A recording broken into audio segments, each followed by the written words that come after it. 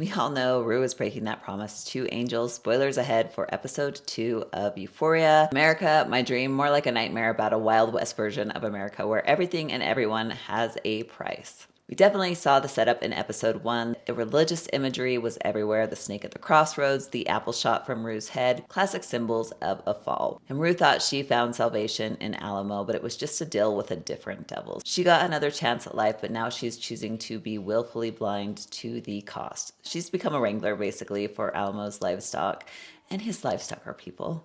We've learned Angel is basically the second cost to that transaction, and Trish was the first. Which Priscilla D'Agato was absolutely incredible in this episode. You could feel her panic and grief in every scene. Angel sensed exactly where this was heading.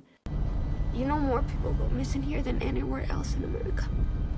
But she wanted to believe Rue, and Rue ignored every warning sign. I mean, come on, a rehab with no paperwork. We knew the second that ambulance pulled up with that white man's hand in the frame that she was being trafficked. I think Rue knew she broke that promise the moment she walked out that door. So afterwards, she went to Jules to clean the dirt off her hands. Unlike the receptionist at Hope Springs, this is the kind you're not going to be able to scrub away. Jules is her safe place, and I was so glad to see Hunter Schafer back because she has a presence that instantly changes the energy of a scene. Jules is living in her own transactional world. She's got the penthouse, but at what cost? Then there's Maddie, who absolutely owned this episode. We see how COVID hurt her mother's business.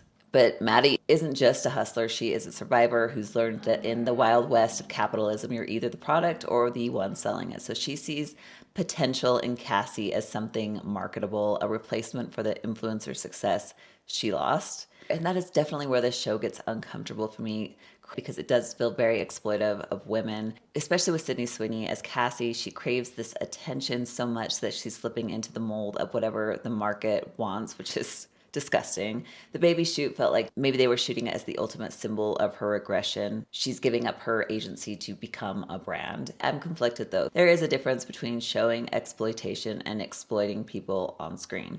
And sometimes this show is blurring the line so much it's hard to know what it's saying versus what it's selling. So maybe that's the real question of episode 2. Can these characters still be saved? And can a story about exploitation actually tell the truth without becoming part of it?